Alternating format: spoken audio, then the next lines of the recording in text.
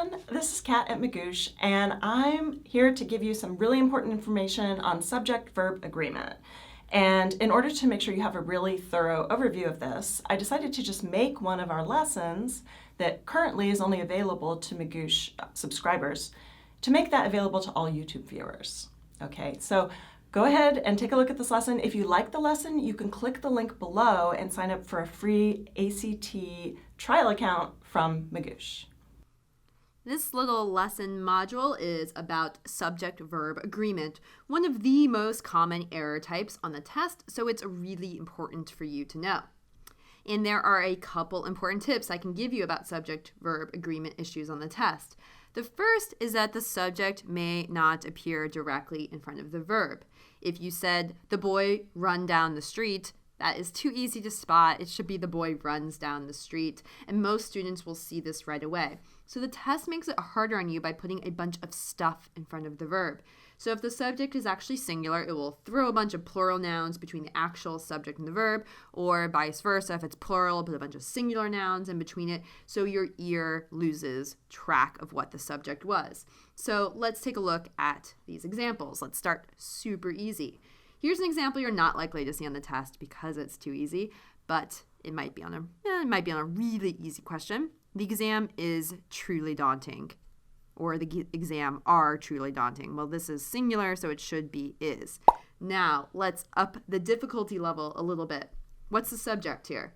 The topics on the exam is or are truly daunting. Well, now it's not exam, it's topics. The topics are daunting, so it should be the topics are truly daunting. Now, note we have this prepositional phrase here, and that's really important to notice because prepositional phrases can include those other nouns. So if you've got prepositional phrases in front of your verb, you want to make sure you go back before them to find your subject. Here is a even more difficult answer. Now we've added even more stuff. The exam, which covers covers everything from Plato to plutonium, is our daunting. Okay, so we have this long subordinate clause set off with commas here, and when we set off part of the sentence in commas like this, it means we should be able to pull it out of the sentence and it should still make sense. So let's deal with the main part of the sentence first. The exam is or are daunting. The exam is daunting. That is still our subject. And cover and covers, well, that refers to exam as well too, so it should be the exam covers. Everything from Plato to plutonium is daunting. Now let's make it even trickier. Now we have two phrases getting in the way.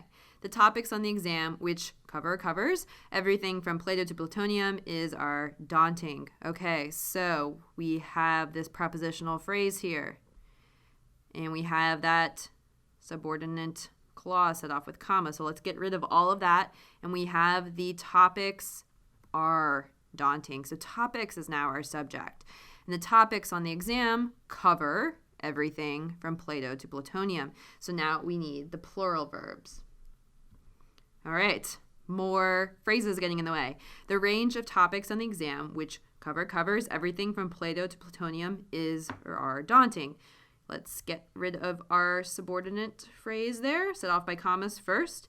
And we have a prepositional phrase here that we've already seen on several examples on the exam. But look, now we have another one of topics, another prepositional phrase there in between our subject and our verb, so let's bracket that off as well too. And now we have the range is daunting, and the range covers everything from Plato to plutonium, so that should also be the singular version of the verb. All right, so hopefully you're getting it now. Let's take a look at a test example. The philosophy of organic architecture, with the scope of its meaning mirrored in the developments of Wright's various architectural projects, were consistently present in many of his works and developments. So we have this phrase, this parenthetical information, set off with commas here. So let's bracket that off. And we also have a prepositional phrase here of organic architecture. So let's bracket that off as well too. And now we are left with the philosophy as a subject. So the philosophy was consistently present. So we want to make sure that we still keep that comma after projects, and our answer would be C. And this one has a weird extra comma there, so that's not right. And puts a comma between that subject, or between that the verb and the rest of the sentence, so that's also not right. All right, here is another important tip. It may not be that the test confuses you with a lot of stuff between the subject and the verb. It may actually be that the subject comes after the verb. This is called subject-verb inversion. When you see a sentence like this, your ear has no chance of hearing the correct subject before you get to the verb because you haven't even read it yet. So these can be particularly tough. Let's take a look at a test example of this. On the mantel above my grandmother's fireplace lies the collected shells from our evening beach walks. Okay, so what's lying on the mantel? Notice we have these prepositional phrases. All we have above the verb are some prepositional phrases. Where's the subject? The subject is actually after. The shells lie on the mantel. So that is a way that you can help your ear hear what the correct verb should be, is by flipping the sentence yourself. So we can say the shells, or the collected shells from our evening beach walks, lie on the mantel above my grandmother's fireplace. And so our answer would be B in this case. Now D, there's usually going to be two answer choices that have the correct verb and then something else that is changing on the test. So it should be the collected shells, not the collecting shells. So that would be why D is wrong. Okay, so let's do a quick recap of subject-verb agreement. Remember that the subject may not appear immediately in front of the verb. In fact, most of the time when the test is testing subject-verb agreement, it's not going to, because it would be just too easy. So make sure you bracket off those clauses that appear between it, the prepositional phrases, and find the subject.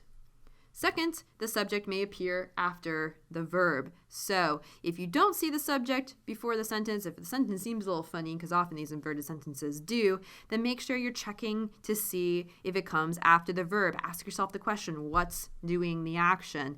And then hopefully that helps you. And then you just flip the sentence around and read it as it would be if the subject came before the verb, and that helps your ear out a lot.